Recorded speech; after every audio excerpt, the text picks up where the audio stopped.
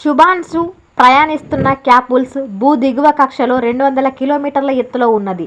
సెకనుకు 7.5 కిలోమీటర్ల వేగంతో తాము ప్రయాణిస్తున్నట్టు ఆయన చెప్పారు. భూ ఉపరితలానికి 400 కిలోమీటర్ల ఎత్తులో ఐఎస్ఎస్ ఉంటుంది. అంటే క్యాప్సూల్ ఉన్న ప్రాంతం నుంచి ఐఎస్ఎస్ 200 కిలోమీటర్ల దూరంలో ఉన్నట్టు లెక్క. దీని ప్రకారం సెకనుకు 7.5 కిలోమీటర్ల వేగంతో ప్రయాణిస్తున్న క్యాప్సూల్ కేవలం 27 సెకండ్లలోనే ఐఎస్ఎస్కు చేరుకోవాలి. మొత్తంగా ఐఎస్ఎస్ను చేరుకోవడానికి భూమి నుంచి 28 గంటల సమయం పట్టొచ్చని శాస్త్రవేత్తలు చెబుతున్నారు. దీనికి కారణం ఆర్బిటల్ మాన్యువర్లేనని వాళ్ళు పేర్కొంటున్నారు. ఐఎస్ఎస్కు చేరుకోవాలంటే క్యాప్సూల్ డైరెక్ట్గా ఓ సరళరేఖ మార్గంలో వెళ్ళినట్టు ప్రయాణించలేదు.